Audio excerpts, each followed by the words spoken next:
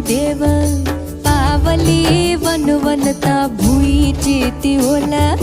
वसतो डोंगर माथा माझा देव पावली वनवनता भुईची ती ओला